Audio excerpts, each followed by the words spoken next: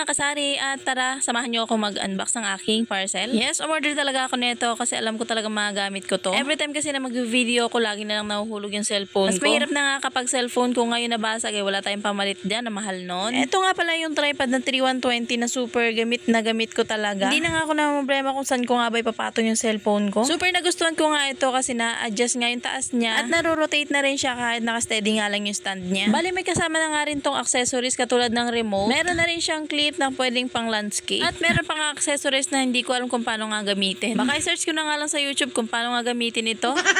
Pagkatapos ko nga siyang aralin kung paano gamitin at ito tinesting ko na nga. Kung makikita ninyo, hindi na nga malikot yung pag-video. Hindi katulad kapag kamay mo nga lang yung gamit mo ay malikot niyang tingnan. At dahil hindi tayo madamot, ilalagay ko na lang sa comment section yung link para makapag-order ka na rin. Pagkatapos ko mag-unbox sa aking parcel at wala naman akong ibang riripakin na paninda, kaya naman ito ang ginawa ko. Gumawa nga ako ng bracelet na paninda para kahit paano madagdagan na nga yung aking pang display. Nabawas-bawasan na rin kasi yung mga bracelet na ginawa ko dahil nga nabebenta na. Ito nga pala yung sideline ko tuwing wala akong gagawin sa gabi or wala akong riripakin. Ito naman yung tinatrabaho ko kaya naman kahit paano nakakapagdagdag din ako ng pagkakitaan. Kanya-kanya naman tayong diskarte ko ano yung mga gusto nating ibenta. At ito nga yung isa sa mga naisip kong dagdag pagkakitaan dahil maraming ang bata rito. Siyempre mas maiinganyo sila dahil nga makulay sa mata. Hindi nga lang bracelet ang ginagawa ko, gumagawa rin ako ng necklace pati na rin phone strap. Saka ko nga lang sinisingit yung paggawa ng ganito kapag wala nga ako mga riripakin na paninda. Sa pagninegosyo nga kapag nakakaramdam ka nga ng tumal or mababang benta, wag mo nga iisipin na humihina na yung tindahan mo. Dapat ang iisipin mo yung solusyon kung paano madagdagan yung benta mo katulad na lang ng pag-iisip kung ano yung pwedeng magandang idagdag na paninda. Sa susunod na vlog ko ipapakita ko nga sa inyo yung itsura ng aking mga bracelet at bunutan na din i-display ko nga sa labas. Kinaumagahan nga inayos ko na rin yung aking benta at sineseparate ko na nga rin yung pambayad ko sa ahente ng sigarilyo para kapag dumating nga ito hindi na ako problema kung saan ko nga kukunin. Totoo lang talaga napakahirap mag-budget ng pera lalo na kapag parating na nga ang due date ng bayarin. Kung minsan nga nasa-short pa ako sa pambayad kaya naman nagagamit ko rin yung pera ng GCash. Kaya naman kung iniisip ng iba na kaming mga sari-sari store owner ay walang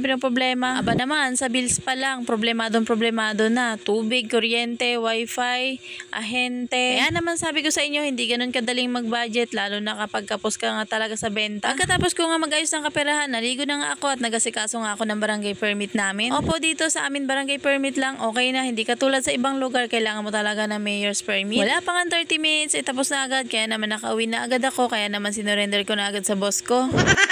Joke lang naman mga kasari, yes, minsan siya yung boss ko, minsan kargador, minsan driver. Pero madalas talaga siya ang driver ko. So, yun lang muna mga kasari. Kung nakaabot ka sa dulo ng video kong ito, maraming salamat sa panunood. Huwag kalimutang i-like at follow ang aking page. Happy selling and God bless. Bye!